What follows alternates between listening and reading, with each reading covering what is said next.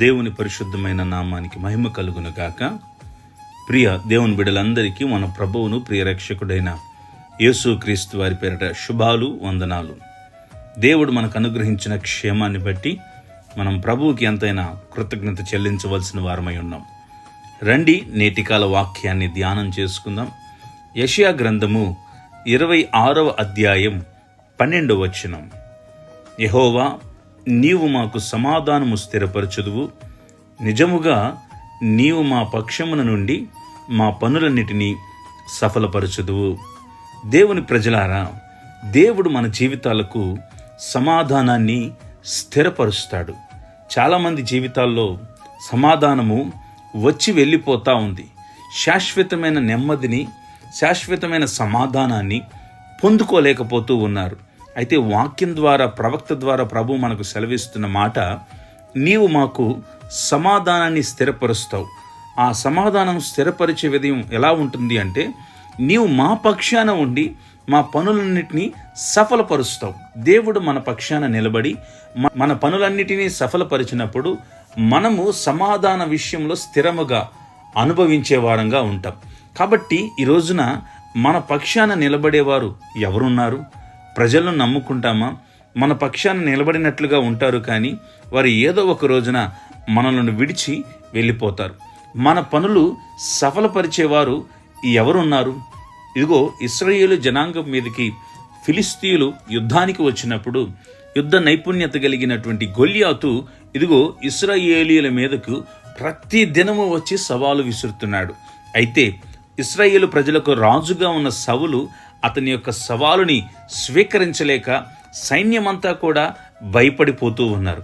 అలాంటి సమయాల్లో దేవుడు మా పక్షాన ఉండి మాకు విజయము దయచేస్తాడు అని దావీదు ఎప్పుడైతే దేవునిని బట్టి ముందుకు వెళ్ళాడో, దావీదుకి దేవుని హస్తం తోడై ఉంది. ఎప్పుడైతే దావీదు దేవునిని పట్టుకొని ముందుకు వెళ్ళాడో, గొల్యాతుని ఓడించగలిగాడు. కనుక యుద్ధము దేవుడు దావీదు పక్షాన ఉండి జరిగించి విజయాన్ని అనుగ్రహించాడు. దేవుని బిడలారా, దేవుడు మన పక్షాన నిలబడినప్పుడు ఎలాంటి పరిస్థితులతోనైనా మనం యుద్ధం చేయడానికి సిద్ధంగా ఉండగలం. ప్రభు మన జీవితాలలో గెలుపు అనుగ్రహించగలడు. దేవుడు మన జీవితాల్లో ఘనత అనుగ్రహించగలడు.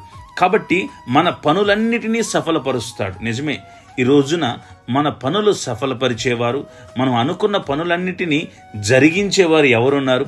బహుశా ఈ వర్తమానం వింటున్న మీలో ఎవరికైనా గత కొన్ని దినాలుగా పనులు అనుకుంటున్నారు, కానీ అవి పెండింగ్ పడిపోతున్నాయేమో. ఇదిగో ఈ రోజున ప్రభు మీతో మాట్లాడుతుంటున్న మాట, మీ పనులన్నిటినీ నేను సఫలపరుస్తాను అని. కాబట్టి దేవుని దగ్గరకు రండి.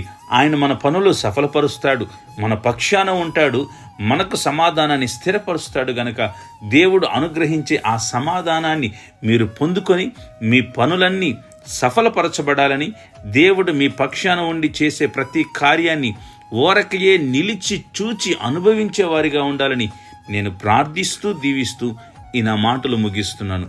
ప్రార్థన చేసుకుందాం. ప్రేమ కలిగిన మా తండ్రి, దయగలిగిన పరిశుద్ధుడా, ఈ మాటలు వింటున్న నీ బిడ్డల పక్షాన మీరు ఉండి వారు పనులన్నిటినీ సఫలపరుస్తానని నేటి దినాన మాకు అనుగ్రహించిన ఈ వాగ్దానాన్ని బట్టి మీకు వందనాలు. గత కొన్ని దినాలుగా నీ బిడ్డలు ఎంత ప్రయాసపడినా వారి పనులు పూర్తి కావట్లేదేమో. ప్రభువా, నీ బిడ్డల పక్షాన మీరు నిలబడండి, వారి పనులన్నీ సఫలమయ్యేటట్లుగా సహాయము దయచేయండి. ఎవరైతే సమాధాన స్థితిలో లేక, అసమాధానంతో, నిద్ర లేక, ఆరోగ్యము లేక, సంతోషాలు లేక క్షీణదశకు వెళ్ళిపోయారో, ఈ నీ బిడ్డలను మీ చేతులకు అప్పగిస్తున్నాం.